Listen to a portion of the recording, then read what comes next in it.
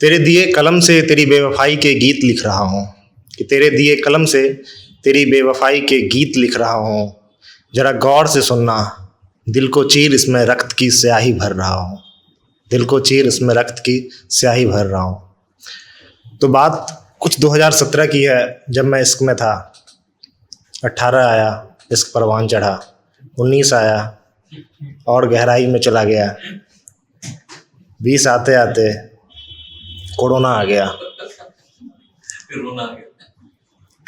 तो कोरोना ने केवल जिंदगियां नहीं ली, उसने बहुतों के इश्क लिए, जिसमें मैं भी था।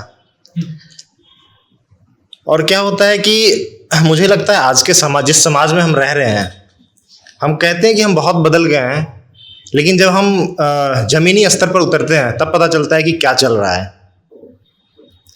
तो क्या होता है ना, एक मेल ईगो होता है, क्योंकि मेल डोमिनेटिंग सोसाइटी है।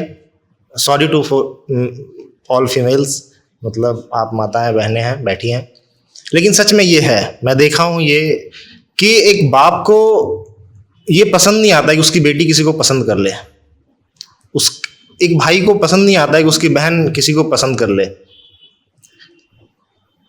उसे ये लगता है कि तुम्हें मैं जहां कहूंगा तुम्हें वहां जाना होगा। और शायद एक लड़की के लिए, जैसे लोग बोलते हैं कि यार इश्क में धोखा हो गया या कुछ हो गया, यार नहीं होता है धोखा। वो भी तुम्हें बहुत चाहती है, लेकिन शायद उससे ज़्यादा वो अपने माँ बाप को चाह रही होती है। और अगर उसे छोड़कर तुम्हारे पास आ भी गई तो तुम कभी ना कभी तो ताने मार ही दोगे ना, कि यार तुम्हारे माँ बाप को तुम छोड़ के आ गई जो इतने सालों से है, तुम तो मुझे भी छोड़ के जा सकती हो। तो ये ज़िंदगी की बहुत ही कशमकश है कि वो ना माँ बाप को छोड़ सकती है ना तुम्हें छोड़ सकती है, लेकिन फिर बीच में कुछ ऐसा मोमेंट आता है, कहती चलो यार अब यहीं रहने देते हैं। वो कहते हैं ना कि जब इश्क में मुकाम ना मिला तो चलो उसे एक अच्छी सी नई कहानी देकर छोड़ देते हैं।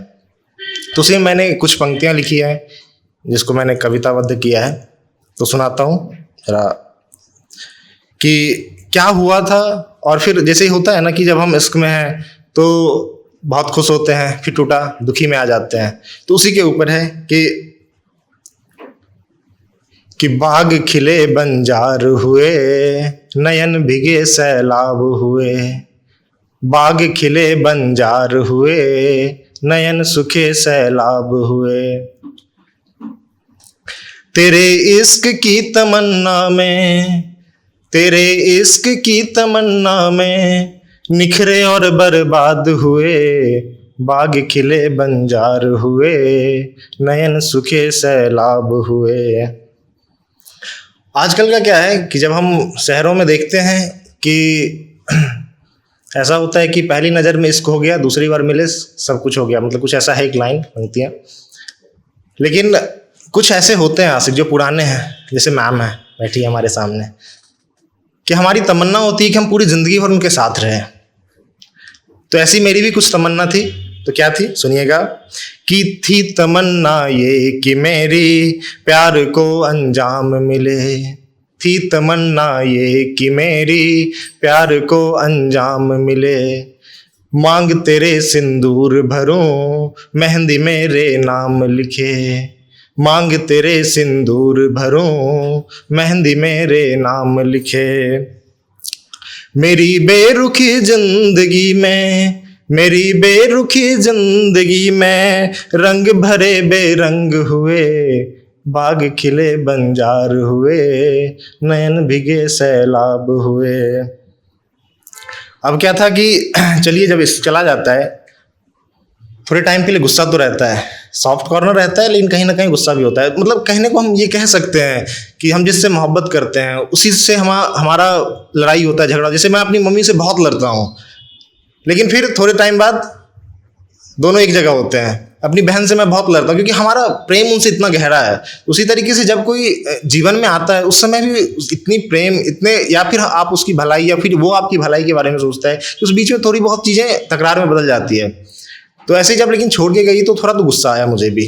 तो उसके लिए मैंने कुछ चंद पंक्तियाँ लिखी हैं कि है समर्पण अब जिसके लिए, कि है समर्पण अब जिसके लिए, प्यार है या व्यापार है, कि है समर्पण जिसके लिए, प्यार है या व्यापार है, तिल तिल कर अब छट रहा मेरा ये संसार है, तिल तिल कर अब छट रहा मेरा ये संसार है।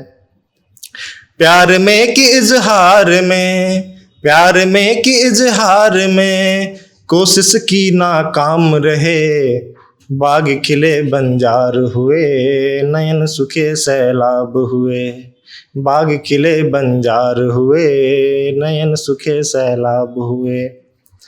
तो ये थी मेरी कविता। अब क्या था, बजा सकते हैं?